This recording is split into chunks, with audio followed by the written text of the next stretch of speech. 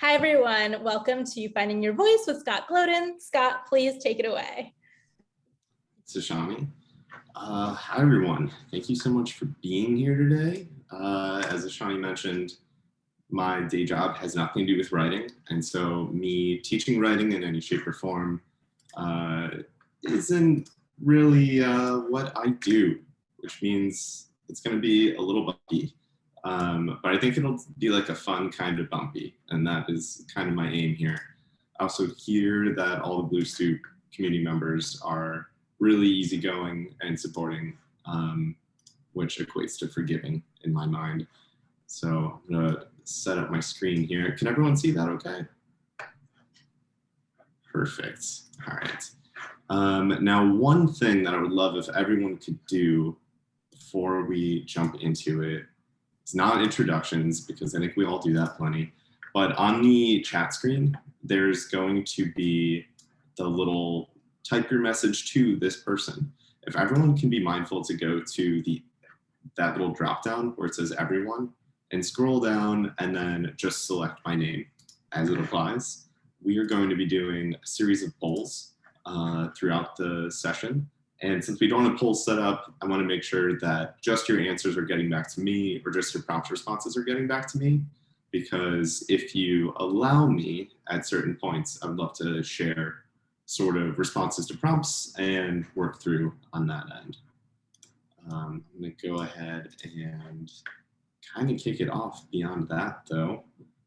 And the first thing I'm going to do is throw out the whole rule book of what I think voice should be. And I'm going to start reading from basically a little bit of a script I made to help keep us on track. All right, so welcome to Finding Voice. I'm excited to be here. I'm going to be talking today about how I approach voice, which isn't to say it is the way that others should approach voice. I would say about 15 to 20 minutes in, you'll probably realize where I'm going with a lot of these exercises, or you'll get a handle for either the cadence of my voice or just what you're into for this session. And if you decide it's not for you, you should bail. It is not going to hurt my feelings. It is so cool that everyone committed to an hour, but like, don't lose an hour being courteous if this isn't something that's gonna help you. So let's open up with that caveat. All right, so some housekeeping stuff. I have some hopes for this class. The first one hinges on subjectivity. So I'm going to tailor this class a bit more toward literary fiction, but it's not meant to negatively critique any writer's genre out there. My mom only reads grocery store novels that are heavy in genre, and if you've ever picked them up and flipped through, I guarantee that you cannot recreate certain genre writers out there. They're stellar, and they're very fun and compelling. And so we're going to focus on literary fiction as seen a bit through my eyes and probably all the people who have taught me about writing, but I just want to make that call out. That's all subjective. So in thinking about that, this class has holes in it. I'm making it up as I go. I'm basically going to take things I do in my personal life, I'm going to bring them a little bit into the public sphere, and we're going to play around with them. So fears I have for this class. The first one is that people can't hear me talking. Or that people didn't understand something that I was sharing in terms of the directions. Please feel free to just utilize the hand icon, wave, unmute yourself, just say like, that didn't make sense to me, because I'm sure you're not the only one. My other fear is that when we're doing the polls and I'm getting everything together, people aren't able to see them or click on them in a timely way. That happens in my professional work a lot. However, I think we're going to be utilizing the chat for polls. So I made this from the past and now we're in the present, and this no longer really applies. So we'll skip that. The last thing is this class wants your voice by all means. So to put a caveat on the obvious, in the event that you walk away at any point from this class feeling frustrated or upset, even belatedly by anything I've said in passing, if you have a want to articulate that to me, please feel free to do so. That's something that I could probably improve on. And if not, I'm more than happy to send along apologies. All right, so I think we're through the main bits. So the nuts and bolts here.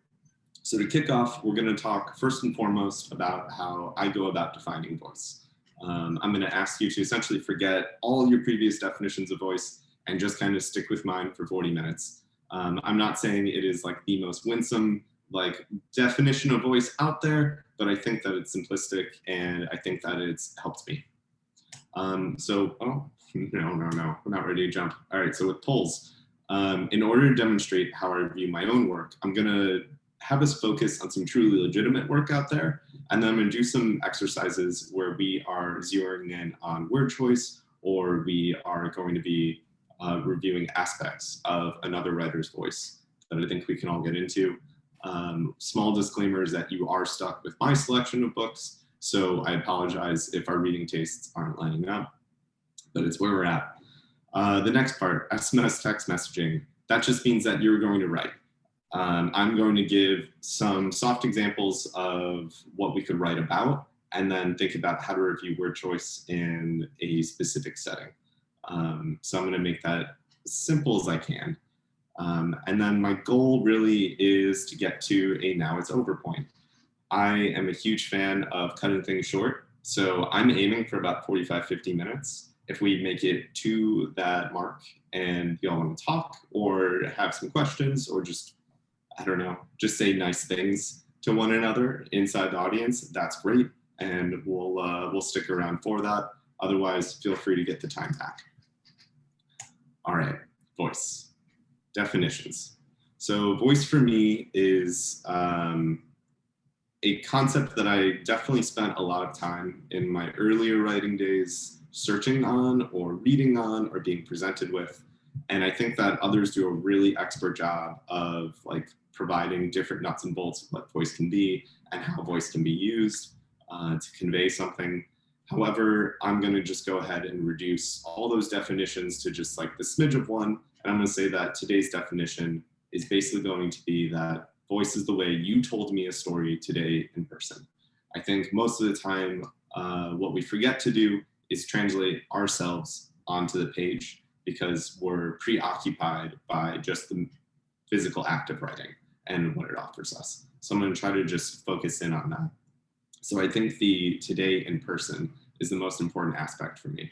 So when we're looking to punch up the story that either came rushing out of us or we've been cultivating it for months on end, it is incredibly likely that we're going to read that story hundreds of times. I think most of the time when you're trying to revise, you're going to read the same pages multiple times. And then once you get done and you're going through different submission queues, you're going to end up having read the story that you once loved a solid 200 times, and it's going to feel so boring by the time you get there. So I think that one thing that is important to hold is if you can bring in like this aspect of today and just keep updating the story to make it something that's both interesting for yourself, you're going to make it so that it's something that can be interesting for someone else and something that someone else can invest in hundreds of times over. No one's going to read your story hundreds of times over, but let's just at least shoot for that ballpark that they might want to. The in-person part of the definition, that's probably a perfect phase because we are all virtual and we will also, I'm guessing, never meet. I think this will be a moment in time in which we're all together in this little virtual space and then we will be gone to each other forever. But I think that's also how we read. I think we usually pick up a book, we share space with an author who spent a lot of time creating an environment for us, and then we're lost to each other. I personally, whenever I finish reading a book, I would say that it has probably a life cycle in my thoughts for about 3 weeks, maybe a month. And then all I can really take away from that book is like where I read it and like my feelings around that book and how I associate with it. And I think that's really special. It's just that like the relationship to like the intelligence behind the writing kind of fades out. And then someone says, have you ever read this book? What's it about? And then you just feel like this weird blank numbness because you don't really know. And so you have to be like, oh, I feel joy about that book. And then like give them blank stares. So that's another thing that I want to focus on today is like thinking about how do we create a story that is intent on just handing over that emotion from the get-go and isn't focused on anything different. So I also want to consider a few things up front. And And basically there was a time in like the early 2010s, I know it's not that long ago, but even still, and I was doing book reviews for a publication that's no longer around called The Coffin Factory. And then it morphed into a publication called Tweeds. And I loved this publication, and they had great interviews and great stuff. And by doing the book reviews, I became good friends with the main editors there.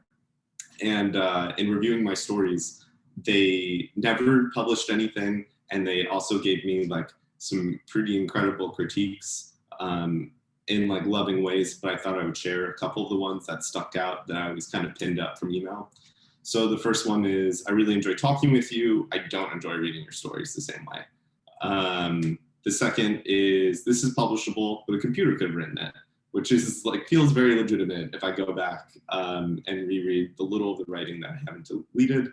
And then the last, I think most important one is, did this need to be written?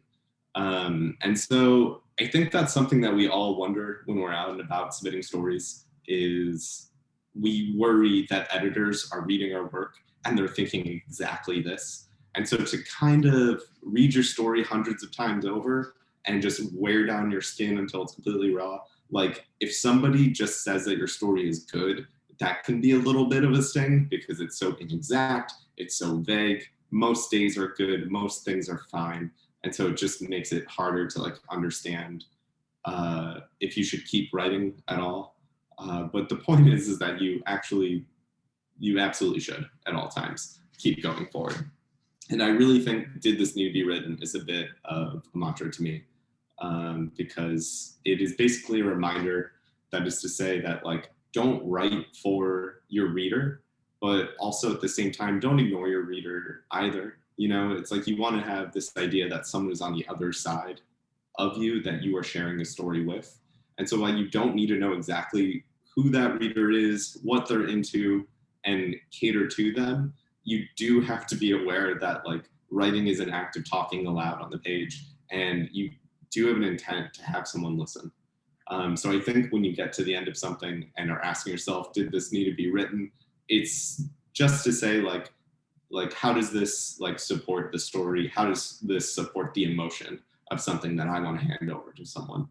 And also, you know, kind of like Marie Kondo it, like, does this sentence bring me a sense of joy? Yes, great, then move on. Like, don't always just fall into the writing part. All right, that is like the only slide on here that has like any bit of a lecture to it. So that part is completely over, which is great in my book. So I'm gonna move on to a game that I couldn't figure out what to call. So I put word choice on this title. And so now that we're here, this first activity or game is just going to be called word choice. Maybe one day I'll rename it something better. So I'm going to share this excerpt of writing aloud, and then I'm going to ask everyone to guess who they think wrote it. And don't worry, I'm going to give you a multiple choice, and that's why I'm going to have you enter into the chat. But I'm going to read it aloud really quickly. So indulge how I do that. I really just want to make sure that everyone on the recording can hear and people can revisit it. So this is an example of something that I consider to be hyperrealism. I would like to say that as the protester finished his shower, I was disturbed by the contradiction between my avowed political materialism and my inexperience with this brand of making, of poiesis. But I could dodge or dampen that contradiction via my hatred of Brooklyn's boutique biopolitics, in which spending obscene sums and endless hours on stylized food preparation somehow enabled the conflation of self-care and political radicalism. All right, so I'm gonna go ahead and bring up the options. And then I'm gonna go ahead and I have like a little clock on my eyes, and I'm gonna give 30 seconds. And if everyone could just start sending to me who they think is the author of this. Feel free to go with dropping in the letters.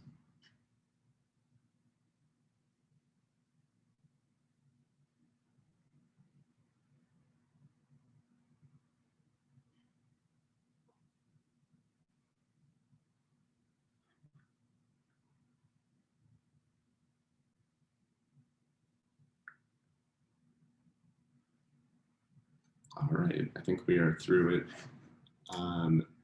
This is great. A handful of people got it. A handful of people got moved around. And I also think definitely a handful of other people could have written it. So I'm just going to go ahead and reveal it. And it is Ben Lerner. Some people knew that right off the bat. Some people had to jump around a little bit. So if we could take a minute right now, and I would love to open this up. And if you don't feel like talking and just feel like chatting me, that's completely fine. I can share some responses. I have my reasons for selecting this and what I'm thinking about. Before I share that, I'd love to hear what everyone else might be thinking. So feel free to unmute and jump in.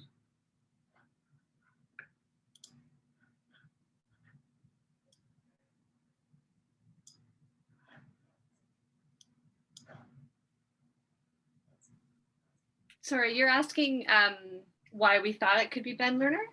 Yeah, that would be great. I mean, I haven't read him, but I felt very masculine. Like there was something rational and about the language and sort of these big words and dry a little bit. Like I don't know why. It felt logical and rational, and I don't know, just kind of I don't know. I don't know if that's a very good reason, but that was just kind of. That's a great reason. I thought that. No, I think that's awesome. Yeah, I think it is a hyper masculine voice, like a very, very obnoxious one. Yeah, there's a lot of precision at the word level, but the kind of at the excerpt level, which I'm realizing is just one sentence of several clauses. The zooming out, it's kind of circuitous. So there is kind of like a someone who thinks they're waxing poetic, maybe they're kind of mansplaining. That's the voice I'm getting. Yeah, it feels super, super self-indulgent. So the reason I kind of dug this point out, oh, Amy, I love your comment of boutique biopolitics. Yeah, like as if anyone's just dropping in the term biopolitics in general. So Ben Lerner is, just for those of you who don't know, it's like, I think he's a poet by training, and he writes a lot of very like heady, but rather stunning poetry, I think. I've always been into his novels, but in a way in which like, I'm not sure why I'm reading it. And when I get to the end of it, I'm like, I'm not even sure what I arrived at with it, but I think I just get oddly compelled as I go through it. And so I was flip booking through a couple of his stories and trying to like figure out the options of what I had. And I felt like also I like Rivka too much that I felt like I was just gonna not have room to give a proper critique. But something I did want to focus in on, because I think there is like this like weird inflection attached to it. I think there is this like masculine voice to it.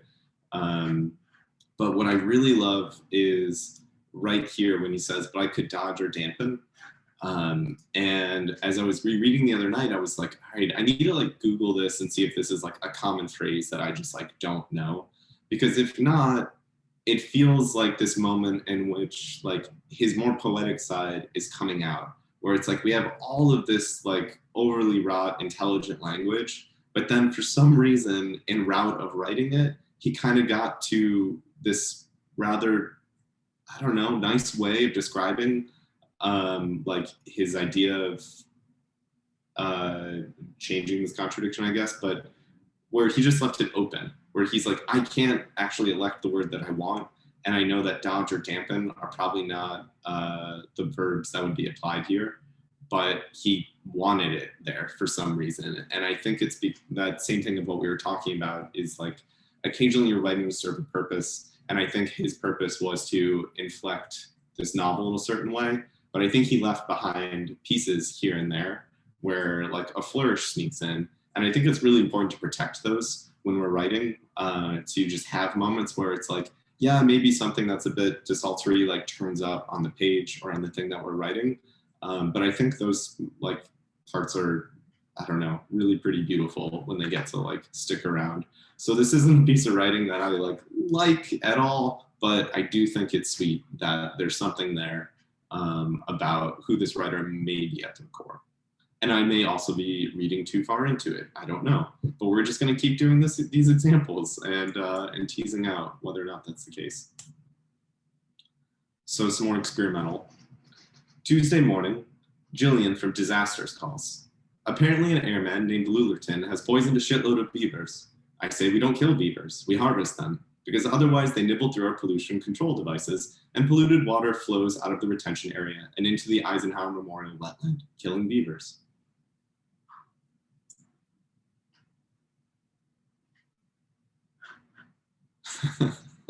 Emma, that was wonderful.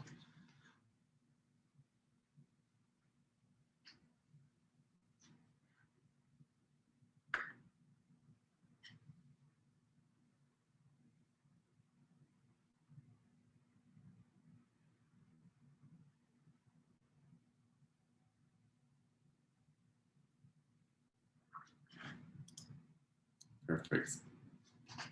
I think we have more than gone past 30 seconds, and yeah, almost all of you were able to kind of just parse that one out. I think it's really straightforward that it was George Saunders. I didn't mean to just do like two probably hyper masculine white guys back to back, so unfortunately that's going to be about my reading pile decisions, I think. But I think there's something here that stands out to me in particular that feels really straightforward. But before I get into it, I would love if people could maybe speak up and share something that stood out to them about this writing.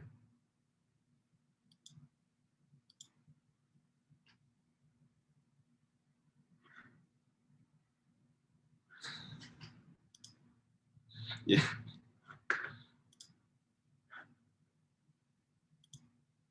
All right, someone interrupts me if they have something to say, but I feel like Amy Beth hit it right on. Casey, absolutely. I think it's just funny.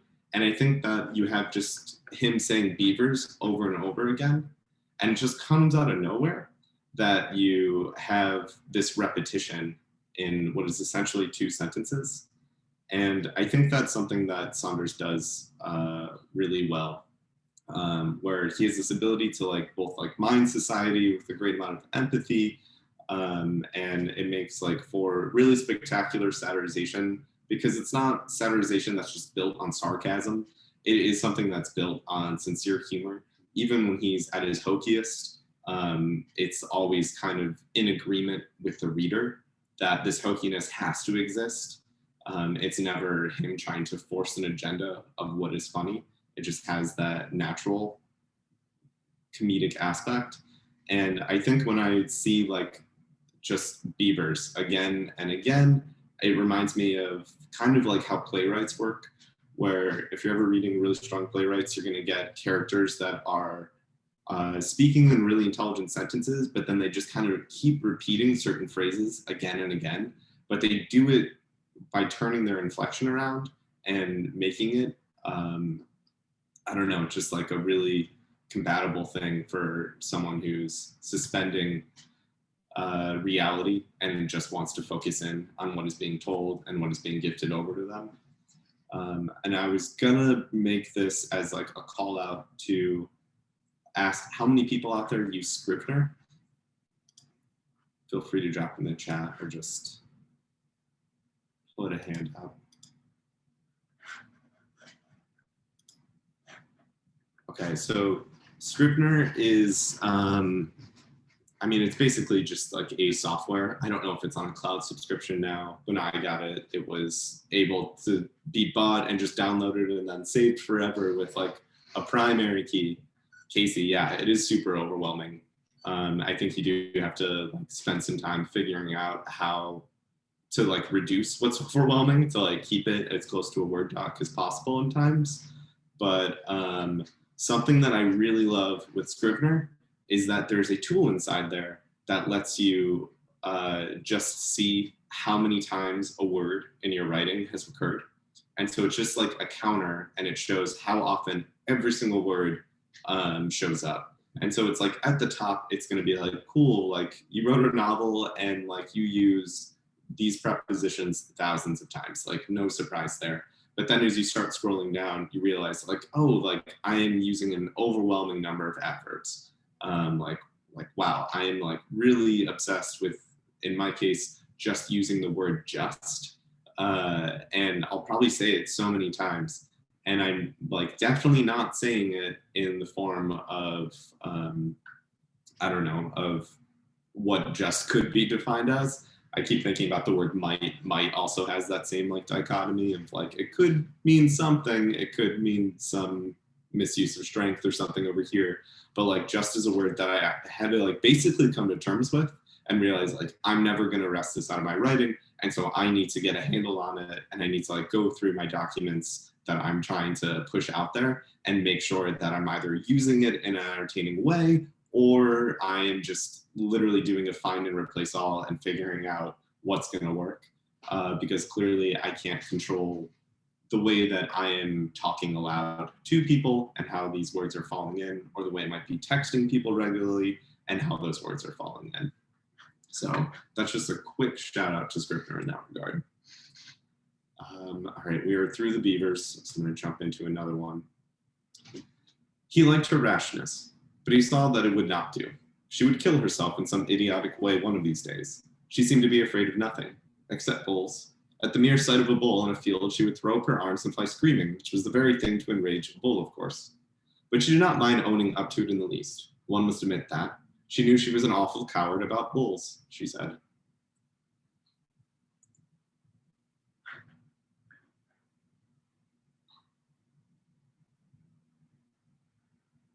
And I'm just gonna put another 30 seconds up. Also, I could literally do this all day with word choice, but I promise we only have one more after this.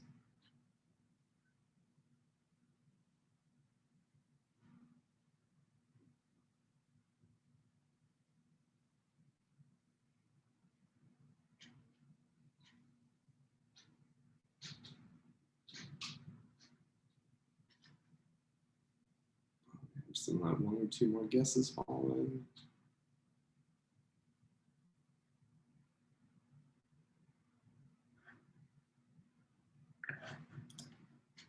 Okay, this is Virginia Woolf. So to me, it's really hard for me to think about how to like focus in on word choice, but I want to include this because of how clear all the words are.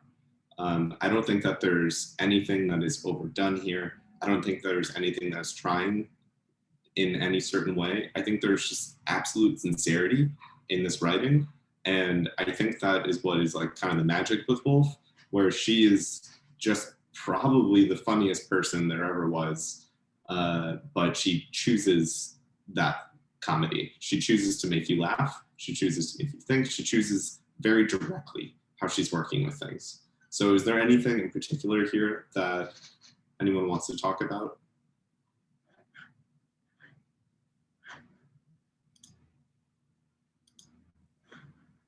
I think there's something a little bit understated about the first M dash happening.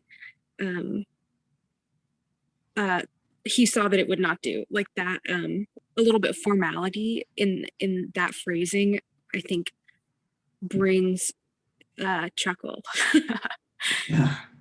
Yeah, it's so unexpected. Whereas like with Saunders, I feel like it's funny, but he's just like immediately just kind of hitting you over the head and you're just coming in, where it's like this just like pops out at you. So I feel like, yeah, that's such a good end dash to like point out, to think about how that plays. And yeah, semicolons, Amy, for sure. Like whenever you pick up Woolf, like it's basically a masterclass in the semicolon. And I also even think that there are times in which I'm convinced that she's not using them correctly because they're just flooding the pages.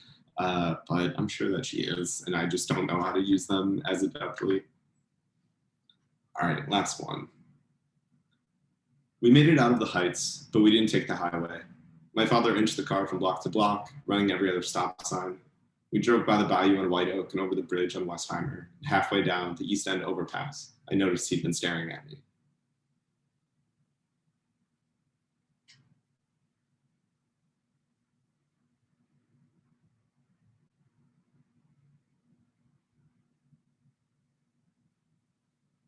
So put 30 seconds up.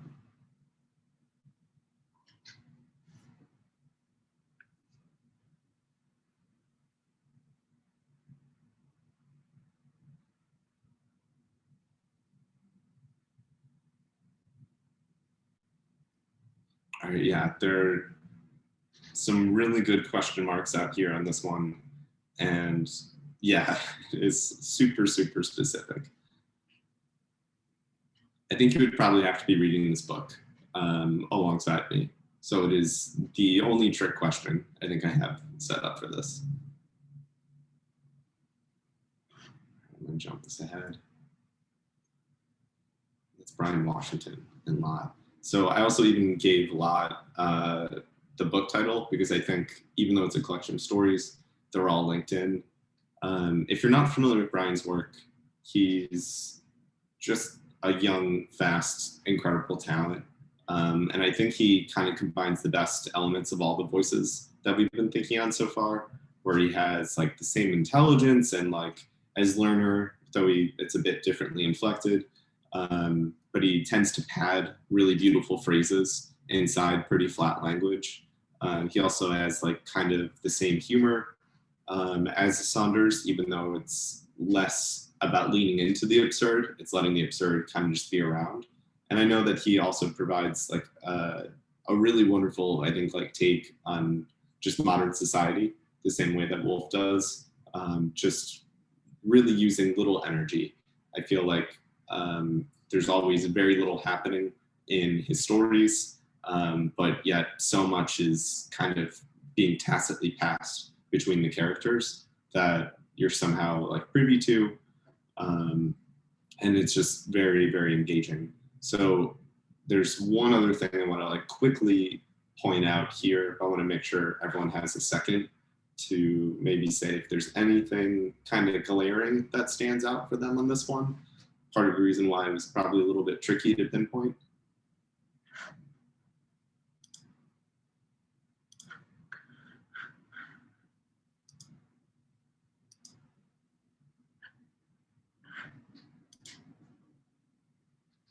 I'm going to go ahead and push it through, and I'm going to say it's directions. It's basically like yeah, Casey, it does sound like they're speeding. Like, I don't understand they're in Houston. Almost all of Brian's stories are based in Houston where he is. But I feel like we've covered so much distance, and that's without me knowing Houston very well. But what I really love is that even though he'll reference Houston here and there, he's kind of just on his own page right now, where he's telling you the roads that they're going over and where he's going, and he's orienting himself, and he's probably orienting anyone else who's in Houston and reading his work.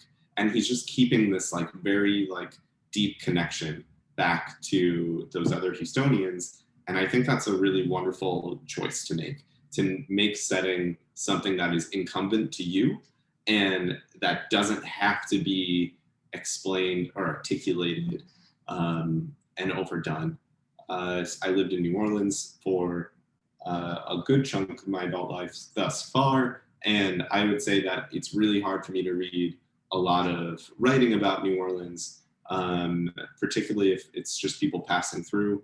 And I'm sorry, but I include the genre writers in that because it's just like a description of like everything was scandalous and everything was like sticky with like glitter cake and like there were just bright colors everywhere and people were drinking in the streets, and it's just like a very inaccurate portrayal of what day-to-day life is in New Orleans. And it's basically someone just like going to a St. Patrick's Day parade and being like, that's that whole city, that's their whole deal. And it can be really frustrating. And so I think what's really great with Brian's work is that he holds Houston up in such a laid back way where he's like, all I need to do is tell you that this street is there, you know? So it's like, I think of this as someone who's new to Philly, not that I'm writing about Philly, but it can be so easy to just say like, oh, I'm going down Girard and I'm going to make a left here and we're going to make our way across there. And like, of course, the 676 has this turn that is going to kill you as you make your way to West Philly or different things like that. And it's not that the reader on the other side needs to be aware of that. They really don't. So I'm going to try to jump ahead now as we're moving back. So I made a second activity. I actually made 3 activities. I want to see if we can get through them a little bit. And I'm going to keep the chat open. And we're going to use this primarily. But I think what I want to talk about a little bit is texting. Writer's block, I think, is something that's very real. Writer fatigue, I think, is probably a kinder way to say it. There are so many times in which I'm just not writing for weeks to months at a time. I'm just preoccupied with the world, and pleasantly so.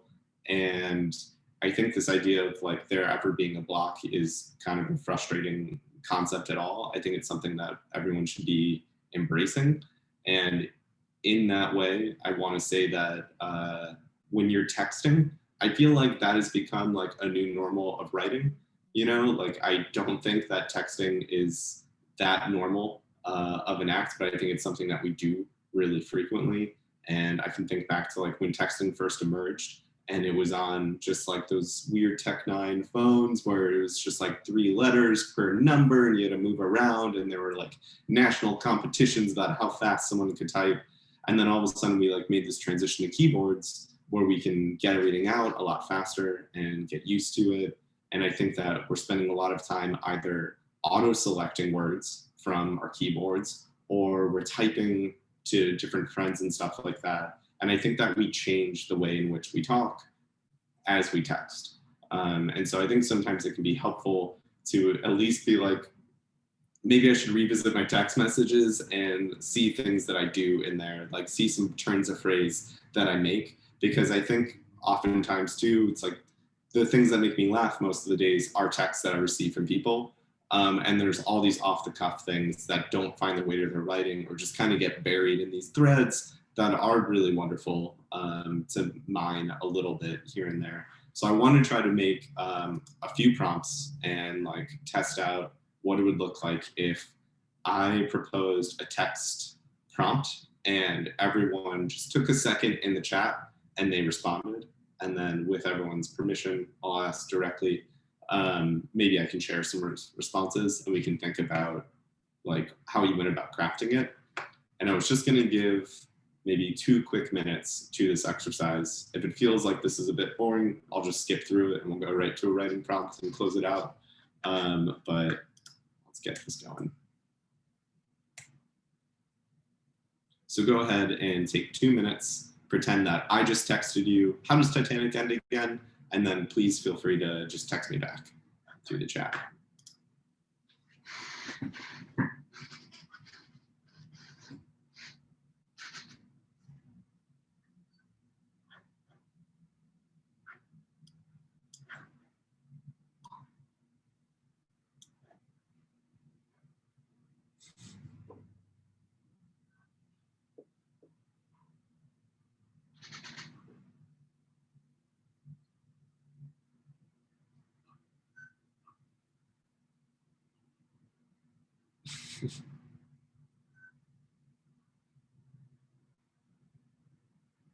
So many people have never watched all of Titanic, which I love.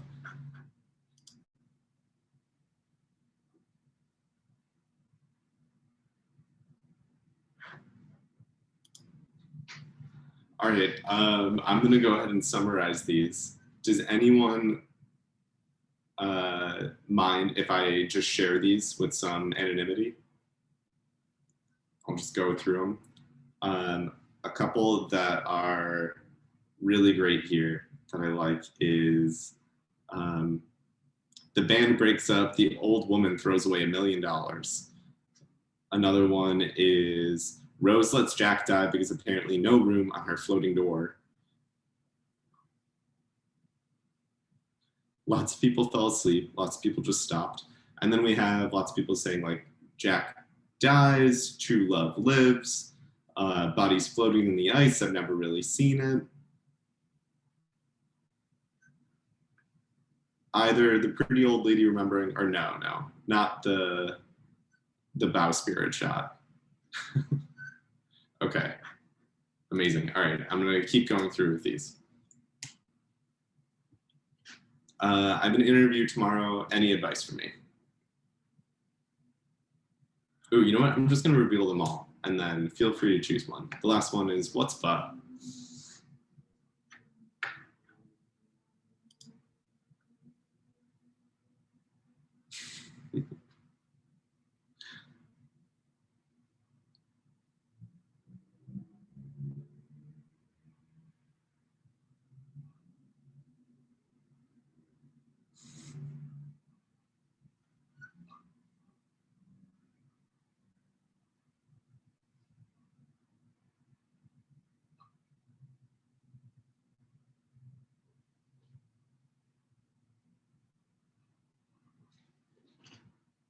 All right, I'm going to go ahead and read a couple.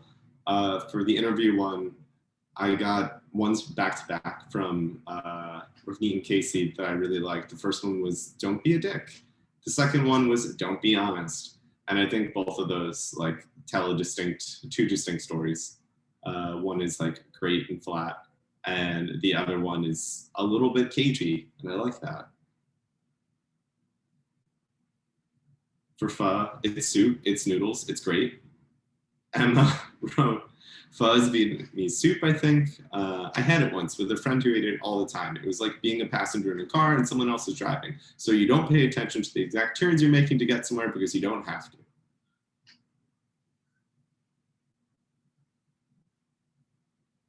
For the interview, Michelle, be yourself, be what they want. Let it be what it will. I love that. That's a very Zen take.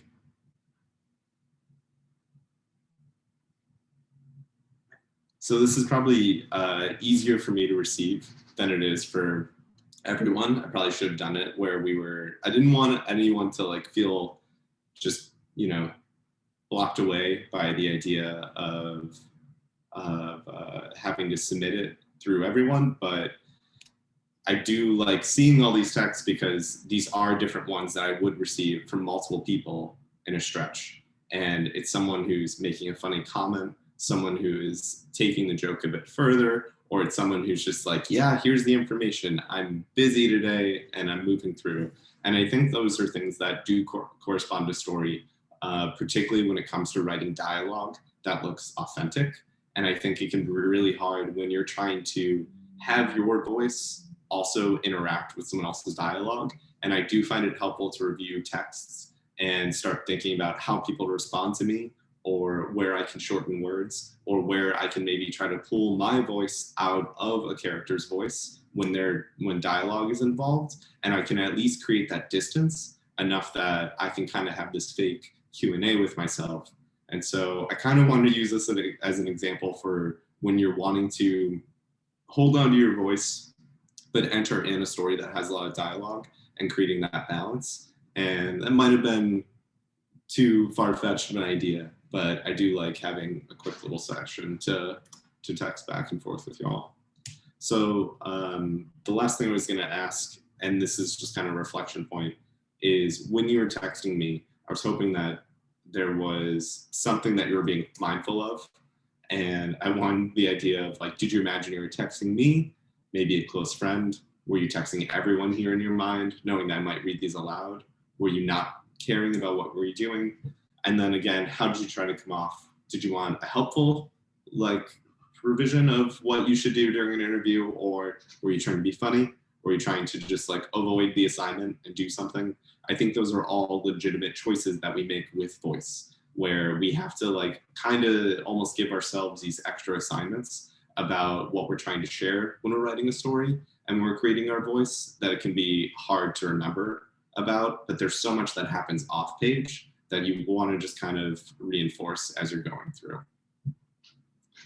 All right, I think we have just enough time to kind of close out with the prompt.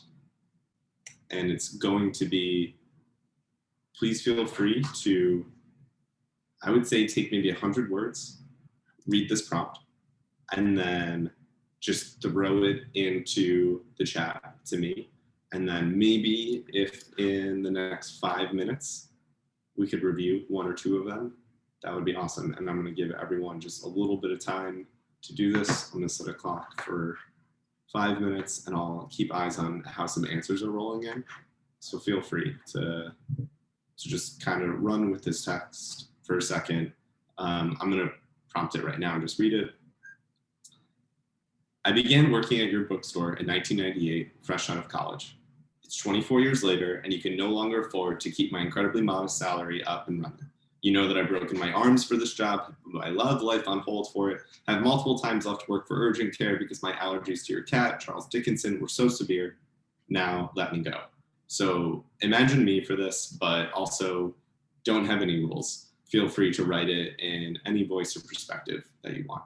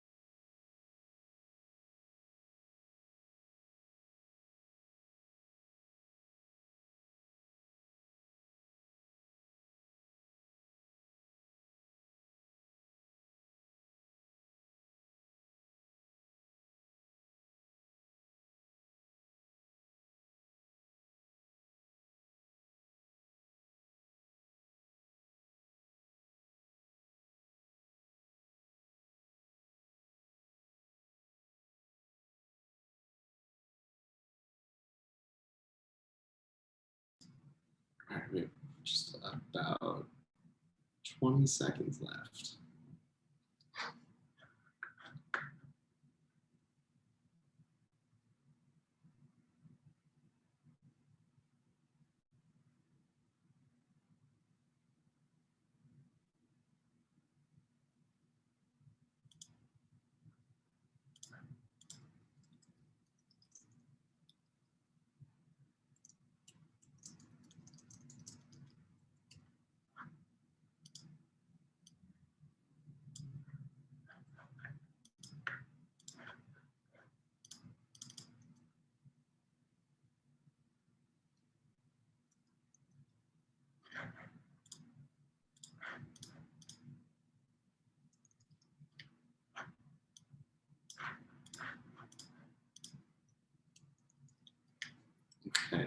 I'm gonna go with the first three that we have. I'm gonna share my screen over. All right, here's the prompt. I'm gonna pop over to the first one here from Darcy. Look, it's time to close this chapter of our lives. I'm ready to write my own happy ending. See ya. I love this one because we're both playing on this idea of the chapter and the happy ending and kind of just tying it off as people who have been working in a bookstore for 24 years together absolutely should. I also feel like I can imagine this being written on a piece of paper and showing up to find this. And I really liked just the idea that how I write Sia is a little bit different than how Darcy writes Sia.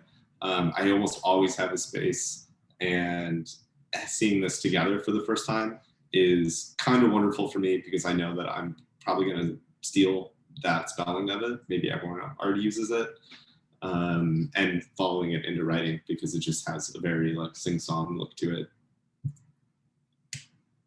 All right, from Casey. It's been a wild 24 years, hasn't it? But frankly, the industry's changing, the market's terrible, and I'm getting killed by overhead and inflation. Also, I gave you plenty of time to finish your novel, but alas, you're still here. My wife and I are moving to Florida. I'm sorry this has to end, but it does. Good luck, Scott. Thanks for your years of service. Here's a coupon book for local businesses. Goodbye. It's very, very business-like, a little bit frighteningly business-like for all of our time together, Casey. I'm glad that you're going to Florida. I think that there's something here that is both realistic and very funny. I think it doesn't wade into like too much emotion, but I also think that at the same time, I can see this as a person responding who isn't being insincere and isn't trying to put anything down, and I like that. From Preeti. This isn't healthy. I appreciate all the work you've done over the years, almost single-handedly keeping this place running. But is this how you thought your life would be like at 50? Maybe appreciate is too strong of a word. It's obsessive. You need to get out. Even the cat's already gone. I love this because there's so much character inside of it, where you have a person who has come to fire me and they both acknowledge what's been going on, and then like 2 sentences later, even though they've acknowledged all the work that was done, they're like, you know what, it's kind of on you, what was being done. And so it's like, this is a voice that I can like really connect with. And that seems not like an unlikable or like villainous character, but it seems like they have some nuance where it's like there's some self-awareness there, but they also still strike a strong chord. And that to me is a really strong note to end on with, I think, where we should. So I think just one quick goodbye slide and we're on our way. So some reminders. If there's nothing else to take away, I just want to say, consider the voice always. I know this is easier said than done with others' voices, but when reading your own work, try breaking down as much as possible the voice that you've elected.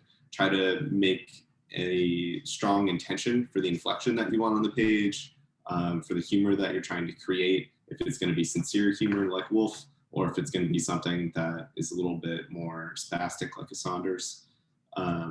Consider the listener. Once you've landed on the voice your writing is taking on, remember that the person reading it is ultimately the one that's listening. And not saying to try to get readers on the hook. I think people give readers a really bad rap where they think that it's people who are reading are ones who have mistakenly like picked up a book and now you need to compel them to finish. But most people who pick up books pick them up with an intent to read, not an intent to put down. And so I think that's important. And then just the last thing, consider you when you're coming to the page. Make sure you're going through your text. Make sure you're thinking about how you would authentically say something. And don't be afraid to bring that in to your prose in general. So if like the end of Titanic for you is the boat sinks, end of story, that's great. Don't try to just tell me about Rose and Jack because that's what society is trying to tell you Titanic is all about.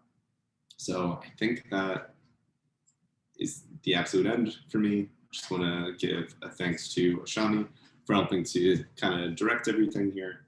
And thanks to everyone for participating and showing up and letting me kind of ramble on about voice and little things I do in my own private time.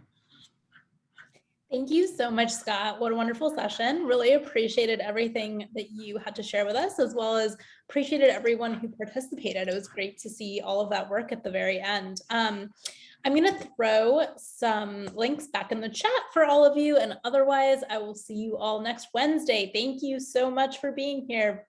Bye, everyone.